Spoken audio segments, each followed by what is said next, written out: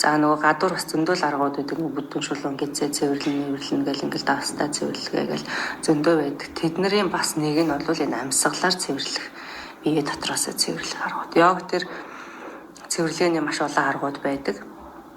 Тэрний 1-2 хэсэг л одоо нөгөө бүдүүн гэдс тэ илэгцс туулах, тэгээд юу яах, давстаа цэвэрлэгээд хийгээд байгаа. Тэрнээс гадна бас зөндөө олон цэвэрлэг гэдэг. За тэрний нэг нь энэ амьсгалаараа өөрийгөө бас дотроос цэвэрлэх юм боломжтой гэсэн. Тэгэхээр амьсгалын дасгалууд буюу пранаяма гэдэг ийм амьсгалын техникүүдийг эзэмшээд энийг өдөр тутамдаа хийвэл бас өөрөөсөө нөгөө өөрийгөө дотроос цэвэрлж байна гэсэн. За тэгвэл бид нэр амьсгал авах гарах үйлдэлийг огт нөгөө нэг анзаарахгүйгээр хийдэг. Өөрийгөө амьсгалж байгаа ч мэдэхгүй, амьсгалахгүй байгаа ч мэдэхгүй, яаж байгаагаа ч мэдэхгүй тэгэл явж идэг тий. Зүгээр л хийж идэг ухамсаргүй. Тэгэхээр энэ ухамсарлгүй үйлдэлсээр одоо ирсэн энэ амьсгалын эрхтэн систем нь бидний нөгөө бие дотроос ганцхан ингээ удирдах болдог зүйл байх гэдэг байна. За бид нар жишээлбэл за зүрхээ зогсоож байгаад нэг хэдэн секунд 5 минут зогсоочод буцаад эхлүүлэх гэдэг үстэй тий. Тэгвэл бид нар амьсгалыг удирдах болно. За амьсгалаа нэг 5 секунд төгчий гэд бид нар төгжиж болдог шүү дээ. Тэгээ 5-10 секунд байтгаа 20 секунд ч төгжиж чадна бид нар. Амьсгалаа хурдан амьсгалыг гэж бид нар удирдах чадах уу? Чадна. За тэгвэл удаан амьсгалж чадъя гэж удирдуулж чадах уу? Чадна. Тэгэхээр энэ бидний за өөрийнхөө үйл ажиллагааг нэг жоохон зогсоож аваад буцаад ажиллуулчих гэж бид нар чадах уу? Чадахгүй шүү дээ. Тэгэхээр энэ амьсгалаа бид нар удирдах чаддаг байхгүй. Цорын ганц удирдах болох энэ систем бол энэ амьсгал байгаа юм. Ухамсартайгаар зохицуулах боломжтой. Ингэснээр бид нар энэ эрхтэн системийнхээ үйл ажиллагаанд эргээр нөлөөлж чадна. Энийг бид нар зайлшгүй мэдээд энэ амьсгалын дасгалыг хийдэг байх хэрэгтэй.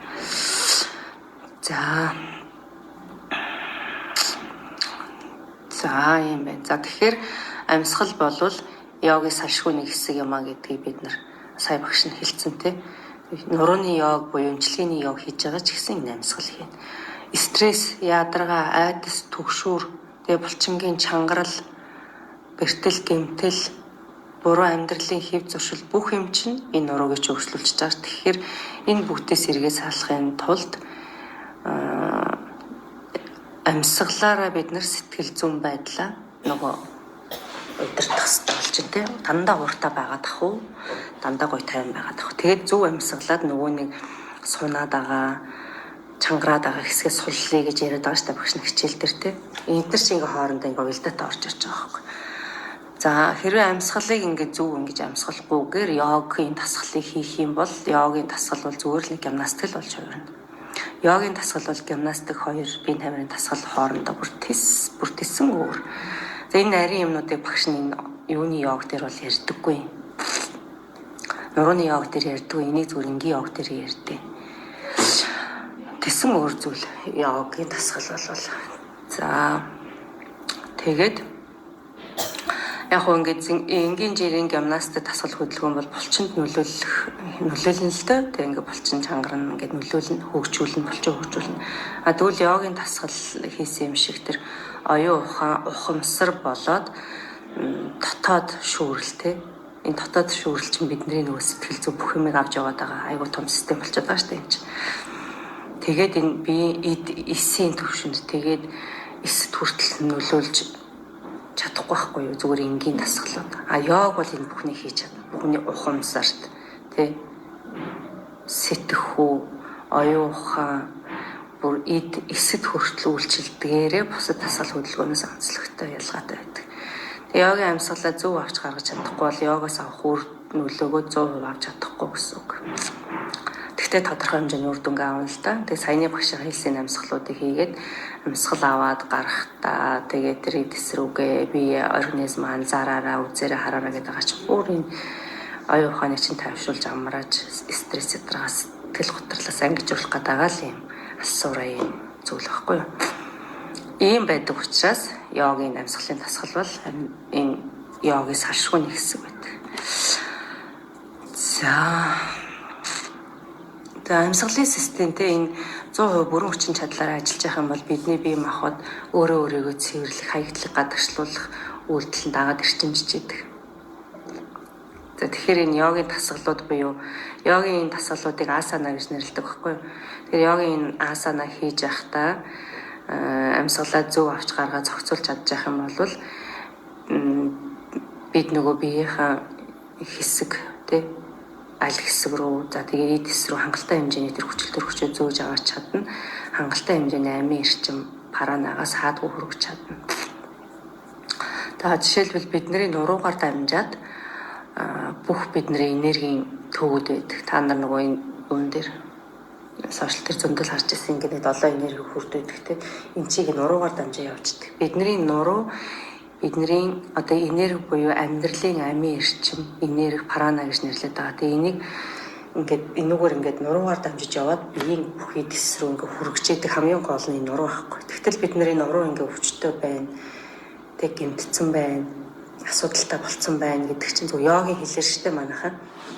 Йогийн шинжлэх ухаанд, анагаахын шинжлэх ухаанд бол мэдэхгүй. Йогийн шинжлэх ухаанд бол энэ нуруу гэдэг зүйл бидний энергийн гол баг нь. Тэгэхээр энэ нурууг эрүүл байлгаснаар бидний бие махбод бүх зүйл ингээд эрүүл байх бүрэн боломжтой гэж үздэг.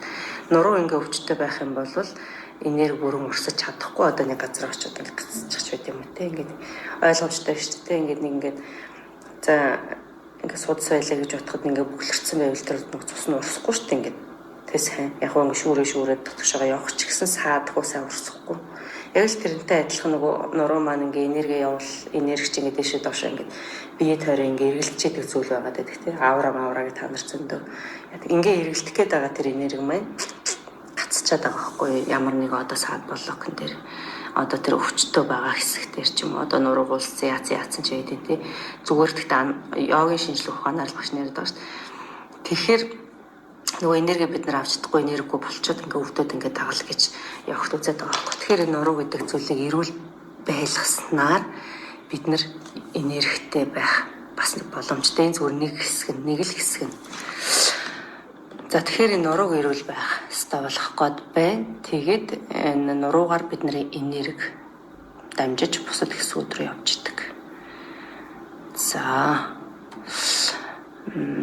ингээд шаардлагатай нуруугаар дамжиж шаардлагатай хэсгүүд рүү энерги явуулах ийм хэрэгтэй байдаг байх нь. За ингээд шаардлагатай хэсгүүд рүүгээ тэ одоо энэ цахим мэдрэлийн гар руугаа, тархи руугаа тэ энэ бидний баган нуруу чинь хүзүүнээс ахуулаад ахар сүл хүртэл байж байгаа шүү дээ. Тэгэхээр энэ хүзүү чинь дагаад нуруулах гэсэн.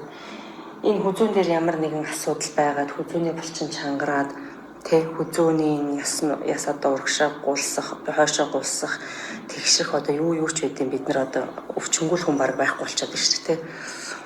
Тэгвэл энэ маань одоо тархи руу орчиж байгаа тэр энерги буюу хүчил төрөгч, энерги хүчил төрөгч буюу паранаг очиулахгүй ингээд бацчаад шүү дээ. Тэрнээсээ болоо нөгөө толгой тархи өвддөг ч юм яадаг чи ингээд ангахт одоо юу гэж ярьдаг юм байгаа. Йог дээр бол тархинд очих хүчил төрөгч паранаг энд нь бацчаад шүү. Тэрнээс болоо толгой өвддөг тийм. Хүзүүн дээр асуудал үүснээс болоод энэ мөр гар руу өвдөлтөг. Тэгэхээр нөгөө захын мэдрэлийн гар мар дээр чинь мэдээг алдаад байдаг шүү. Тэгэхээр энерги дутагдсан байна. Хүчил төрөгч очихгүй байна л гэсэн л үг яваад байгаа байхгүй юу? Тэгэхээр бид нар зөв амьсгалах хэрэгтэй, дасгал хөдөлгөөнийг хийж энэ шаардлагатай бүх биеийнхээ эд хэсэг хүчил төрөгчөөр бүрэн хангах ийм хэрэгтэй болчиход байгаа. Тэгээ ингэж чадах юм бол бид нар илүү төвлөрнө, илүү гүн амарна, ямар ч ингэ шаардлагагүй ингэ чангарсан булчингууд сулрна. Үүнийг дагаад бидний бие махбод болоод сэтгэл оюун ухаан илүү амгалан тайван, илүү тайвширсан, хөнгөн шингэн болно. Ийм тайвширсан, тавирсан ийм төлөвт байгаа бидний биеийн ерөнхий эрүүл мэнд сайжирна. Сэтгэл санаа тайван байна. Сэтгэл санаа тайван байснаас дагаад нөгөө нэг бие эрүүлжин сэтгэц илүү тогтвортой болно. Сэтгэл тогтвортой тэнцвэртэй байснаас бид ямар эерэг өөрчлөлт гарах уу? Тэгээ бидний хичээлээд байгаа хичээлэлд илүү гүнзгий болно. Бүр цаашлаад бясалгал руу орно гэдэг ч юм ийм боломжууд байдаг учраас боломжууд ч яг ингэж уялдаатай явдаг учраас бид нар өөрийгөө зөв амьсгалж чадчихэв үү? Йогийн хэлээр энерги амийн эрчим паранагаа өөртөө хангалттай хэмжээнд авч чадчихэв үү гэдэг энэ асуудал дээр гоё төвлөрөөд ингээд дасгалыг тууштай байна гэсэн үг. Дасгал тууш за энергитэй холбоод ирснээр бидний бие махбод нэг олон жил дасгал хийгээгүй ингээ хөшсөн бид нар ямар ч сонголтгүй штэ тий. За тэр маань нөгөө энерги бас явахгүй байна л гэсэн үг штэ тий. За ингээ өдөр тутам дасгалаа сунгаал авах тусам нөгөө судас ингээд цэвэрлэгтийнхаа хэрээр цусан сайн гэж урьсан шүү дээ. Тэрний хэрээр сунгалт сайжрахын хэрээр тэнд байгаа чангарсан л байгаа шүү дээ. Чангарсан гэдэг чинь блоклогдсон гэсэн үг, төгжигдсэн бүх хэмжээ ингээд төгжигдсэн. Ямар ч насан туршдаа ингээд ямар ч хөдөлгөөн хийгээгүй ингээд нэг чангарсан амт л яваад байдаг. Тэгээ тэрийг ингээд баг багаар ингээд задлаад сунгаад ингээд сунгасны дараа гоё болдог тий. Тэгээд ирэхээр тэр хэрээрээ нөгөө энерги чи ингээд задраад за одоо зүгээр ингээд ярихад одоо за гар маань ингээд өнөөдрийн тасгал дээр хийсэн шиг одоо 2 гар ардаа хүрэхгүй байгаа зарим хүмүүстэй. За ингээд өдөр болгон баг багаар хийсээр хагаад хүрдэг болж гинэ гэдэг чинь сунжийн гэсэн булчин шүрмсүүд ч уурж чинь тэрнийхээ хэрээр энерги тэр дундуур чинь сайн гүйж гинэ гэсэн. Тэгээд ингээд зах руугаа ингээд энерги хүртэл ингээд орж ирж байт юм уу. За нэг иймэрхүү байдлаар л багш нь тайлбарлаж шүү дээ та ойлгоорой. Нөгөө яг транаахын хүн биш юм чинь тийм яг энэ яг судлаад уншаад тахаар ойлгосон юмнуудаа л ингэж ярьж байгаа байхгүй юу. За тэр хэрээр энерги л тэлэгдэнэ л гэсэн үг. Тэгэл энергитэй амийн эрчим буюу тэр амьдралын эрч хүч буюу парана тийм йогийн хэлэнд парана тэрийг хангалттай хэмжээнд өөртөө авсан хүн бол ийм дүр амьдарч чаддаг. За тийшээ л явах гээд. Тэгээд энэ бүхнийг бий болгохын тулд амьсгал хэрэгтэй болчиход байна шүү дээ. За тэгээд янз янзын юмд ингээд халгаа тэг ингээд нисээд тэг ингээд нэг юм хийжснээшээ ингээл оюун ухаан ч гэсэнтэй ингээд докторгүй ингээд юмроо ингээд идэг тэг ингээд нэг барилгүй тэг ийм нэг төвлөрч чадахгүй одоо байгаа үед өөрийгөө бас нэг анзаараад тэг амьсгалаа анзаарах хэрэгтэй. Тэгээд хэрвээ ингээд төвлөрч чадж байгаа хүн болвол төлөвлөгөөтэй ингээд тэг ингээд шатараатай юм хийдэг мэдэг гэдэг ийм байж байгаа шүү дээ. За тэгээд төлөвлөж чадахгүй байгаа үед бас нэг зөв амьсгалж чадж гэнэ үү, хангалттай хэмжээний хүчил төрөгч авч чадж гэнэ үү гэдэгтэй бас шууд холбоотой байна. Йогийн хэлэнд, йогийн шинжилгээ ухаанд. За иймэрхүүний шатны зүйлүүд байна. За тэгээ ерөнхийдөө амьсгал бол цээжний амьсгал, өрсний амьсгал, хэвлийн амьсгал гэдэг 3 амьсгал байгаа тийм.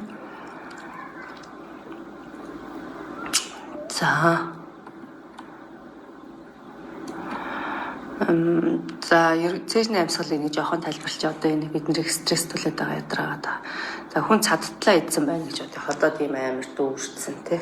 За энэ үедээ хүмүүс ерөнхийдөө цээжээр амьсгалдаг. Яагаад гэвэл ингээд доошоогоо амьсгалаа буулгах хэрэг тэр дүүрэн ходоодын дотор байгаа юм чинь амьсгалуулах ямар ч боломжгүй болгоо шүү дээ тий.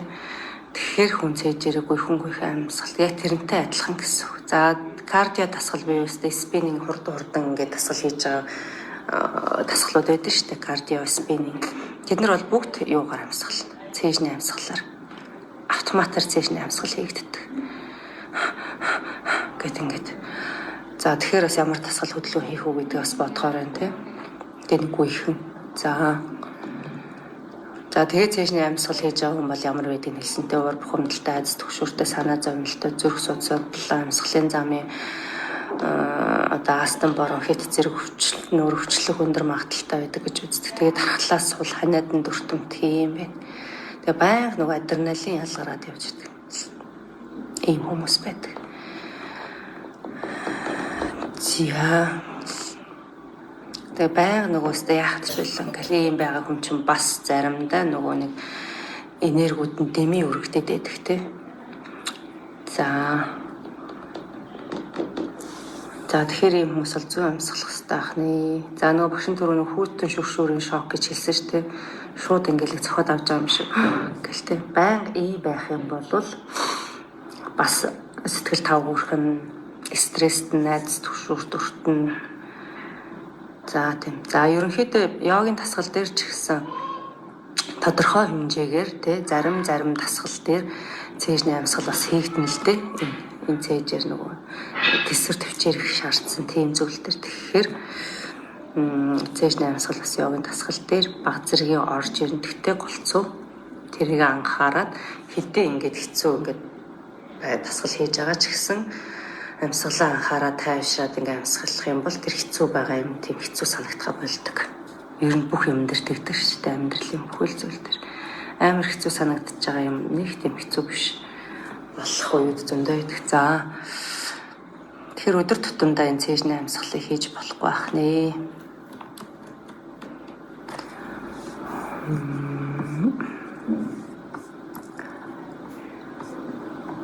За нэг юмрхүү байна. За тэгэн гут ямар амьсгалын дасгал тэгвэл байд юм бэ гэдгийг хэлээд өгч. За өнөөдрийн бүгдээрээ хийсэн Барамари гэдэг амьсгалын дасгал байгаа тийм. Зүгийн дүнгэнэ ингээд за энийг Паранаяма гэж нэрлэнэ йог дээр. За энэ Паранаяма буюу энэ амьсгалын дасгал зөв амьсгалах гэдэг ш. Зөв амьсгалын дасгалууд нь 3 төрлийн амьсгалыг хэдүүлээ хийнэ. За өнөөдрийн Паранаяма болохоор зэрэг Барамари Паранаяма болохоор зэрэг зүгийн дүнгэнэ гэдэг амьсгалын дасгал болохоор зэрэг яг байралтаа ороод зөв суугаад биеэ сул тавина. Тэгээд нүдэ аниастай байна тий. Тэгээд амьсгал авах чимээндээ анхаарлаа хандуулад хамраараа авна. За тэгээд чихний энэ гол хэсэгтээ яг энэ хэсэг энийг одоо яг юу гэдэг вэ? Энэ хэсгийг яах нь 7 өр эсвэл дунд туруугаараа дараад нээлхийл гэдэг юм шиг байна. Нээлхийг ингээд таглаж өгнө. Ингээд чихээ таглаад амьсгалаа аваад гарахтаа хамраараа зөөлнөр нөгөө дүнгэнэх чимээ гаргана тий. Өнөөдрээс. Тэгээд энэ дуун чимээн дээр анхаарлаа төвлөрүүлнэ. Амьсгал гарсны дараа 1 минут 2 минут бас нэг хитрхи удаан бас хийж болохгүй ч аливаа юм чи ингээд дандаа хэмжээ хязгаартай. Өдөрт нэг 3 удаа бол хийж болно. Нэг суугаад хийхдээ одоо 1 минут 2 минут ч юм уу. За 10-аас 20 удаа. 10-аас 20 удаа хийж болно. За ингээд 10-аас 20 удаа гэхээр нэг үсрэл 5 минут л болох байх гэж бодож байна багш. За ингэж хий. За тэгээд яг 10-аас 20 удаа хийж дуусаад нүдэ ансан чигээрээ өөрийнхөө чимээ болон эргэн тойрныхоо чимээг анирдна. Энэ бүх нөгөө нэг үйлдэлүүд чинь өөрийгөө нэг дотгошоогоо л өндөлөх гээд. Бид нар ерөөсөө өөрийгөө анзаарч өөрийгөө мэдрэхгүй дандаа гадагш. Тэр яасан, тэр тэгсэн байна, энэ гисэн байна гэдэг ингээд дандаа гадагшаа энерги зарцуулждаг. Тэр энергийг өөртөө авахын тулд өөрийгөө анзаарах гээд өөрийгөө мэдрэх гээд байх гэсэн үг. За ингэн гутлаа эргэн тойрныхоо чимээг анзаарнаа. Өнөөдөр хийхэд амар гоё байс чадсан болоо та яасан бол тарих ингээ амар гоё амардаг ер нь. За тэгээд хийгээд үзээрэй. За энийг аягуулсаа хийж ивэл зүгээр. За тэгээд унтахын өмнө хийвэл бас илүү сайн. Тэ? Унтахын өмнө хийвэл илүү сайн. За тэгээд ходоод хос үед хийвэл сайн. Ер нь амьсгалын дасгалуудыг ходоод ийм хоосон холгүй байгаа үед хийвэл илүү үр дүнтэй байдаг. Тэгээд энэ маань өөрөө нөгөө далдыг мэдрэх йогийн л хэлэнд те далдыг мэдрэх мэдрэмжийг юм нэмэгдүүлэлт нэг зүүн савин байдаг шүү дээ бид нарт. Тэг нэг зүүн байдаг. Тэрийг улам ингэж гоё гаргаж ирдэг. Тэгээд тийм нарийн вибрацтай дуу чимээг мэдрэх ийм чадртай болгодог учраас за өглөөрт ч хийж болно. Тэгээд орой унтахын өмнө хийвэл илүү үр дүнтэй. Сая өглөөртийнх нь зүг ба шүү дээ. Өглөөртгийн тэгээ орой унтахын өмнө хийвэл бүр нойронд аюуг. Яагаад гэвэл энэ тархинд массажуулаад тархийг амраачж байгаа учраас. За тэгээ энэ чимээ нь болохоор зөөлөн тайвшруулах нөлөөтэй. Тэгээд сэтгцийн түвшүүрийг уур бухимдлыг ингэж багасгах боломжтой. Ийм дасгал байх нь байна. За ужай гэж багш хэлээд байгаа тийм. Хамраараа амьсгалаад хамраараа гарахтаа нэг чимээ гаргаж байгаа юм шиг тийм. Ингэж амьсгалъя гэдэг байгаа. Энэ болохоор анхаарал төвлөрлийг нэмэгдүүлэн мэдрэлээ системийг тайвшруулна. Хамрын үндийн асуудлууд, нойргуудл, мигрен, хэрх өвчин, бактери, астм зэрэг тустай биед дэх хүчил төрөгчийн хэмжээг нэмэгдүүлж өгдөг. За зүрхний шигдээс эрсдлийг бууруулна, бамбаа булчирхай өвчнөөс сэргийлэн, дуу хоолой уянгалаг болно гэж юм. Йог хийгээд ирж байгаа хүмүүс хийхрээд цэр ялгараад эхэлдэг. Бохин гадагшилт хамгийн ихний одоо хүнд янз хий гарна, янз бүр болно. Тэгэхээр энэ Паранаяма хийснээр биеэс цэр гарна, хэрэггүй хорт бодисыг чөлөөлдөг. За тэгээд цусны өндөр даралттай хүмүүс бас хийхгүй шүү манайх. Бүр өндөр даралттай. Тэгээд зүрхний титэм судасны нарийсалтай хүмүүс хийхдээ юу яа. За төгжээс гэж байдаг. Гэхдээ энэ юуны хичээлд орохгүй, нурууны явын хичээлд орохгүй. Учираас хийж болно. За хоолоогоо хит ингэж шахаж мөрөө авчиж болохгүй. За хамрын хөндөөгөө сайхан цэвэрхэн байлгах хэрэгтэй.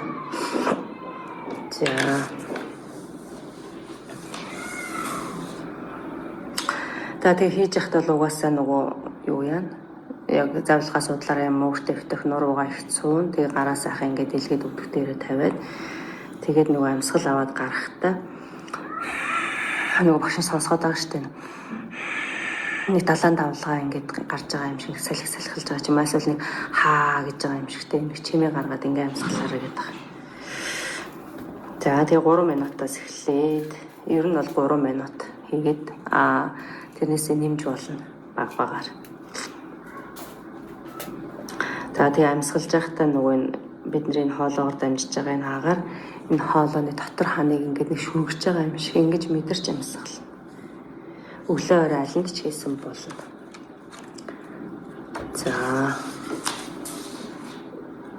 За амьсгал нөгөө хамраараа орж хамраараа гаргая гэдэг байгаа шүү дээ. Энэ бол угаасаа ойлгомжтой. За ингэж амьсгал. За наадын шуудана гэдэг амьсгал байгаа. Хамрын нөхөө илж дараад амьсгалж байгаа. Тэ? За энэ гурыг л байнга өдөр тутамдаа ингээ хийгээд өөрийнхөө амьсгалыг анзаарч хянах хэрэгтэй ахны. За ойлгомжтой юм аа. Амьсгал гэдэг зүйл чинь чухал юм байх гэдэг шүү дээ, тий? За иймэрхүү ингээд тавтаад нөхөө сонсч болно. За яг бараг бүтэн 40-50 минутын дэлгэрэнгүй лекц орлоо. За ингээ өнөөдрийн ингээ 7 өдрийн хичээл иймэрхүү байдлаар явна. Нэг удаа лекцтэй өмнө зөндөө лекц орсон байгаа учраас энэ сарын лекцүүд юу? Нэг гол юм хэлээгүй шүү дээ. За ингэн амьсгал авах үедээ за тэгвэл йогтойгоо яаж хийх вэ гэхээр амьсгал авах үедээ дандаа нөгөө гарыг ингээ дээшээ өргөсөн гэдээсэн тэ ингээд нэг тэнэсэн хөдөлгөөн хийхдээ дандаа амьсгал авъя шүү заяа. За дандаа ингээ тонгоосон ингээ бие рүүгээ татгшоогоо хумигдсан үедээ дандаа амьсгал гаргана гэж ойлгох. Тэгэл болоо.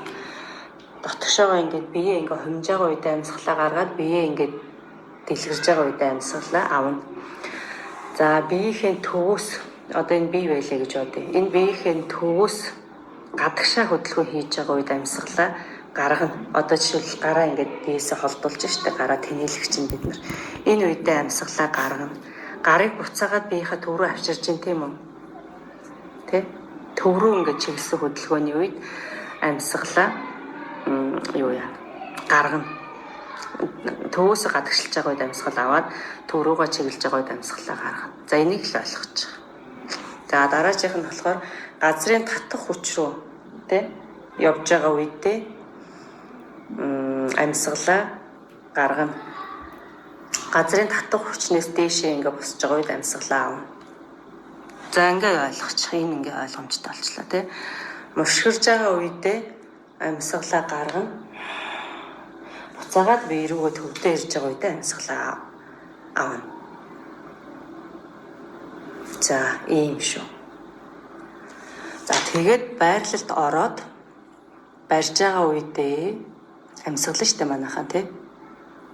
За бариараа гэж байгаа үедээ амьсгалаа давхар барихгүй штэ. Ингээд төвччихгүй. Байралтаа ороод бие барьж байгаа. Бие барих явцдаа амьсгална. Амьсгалаа төвччих юм бол нөгөөдөг чинь яг биш болчих штэ тий. За тэгэхээр ийм зарчмаа барина гэсэн үг. Багшин төрөвчийн хичээлдээ за суналтандаа орчоод амьсгалаараа гэд хэлээд байгаа шүү дээ. Ерөөс амьсгал төвчөхгүй шүү амьсгалаараа гэдэг байгаа чинь учиртай байна. За тэгээ саяны зарчмаар л амьсгалч. Тэр нэг хэцүү юм бол биш байна тий. Ойлгомжтой болчлоо шүү дээ. За юм биш шүү заяа. За бага манайх. Өдрийг сайхан өнгөрүүлээрээ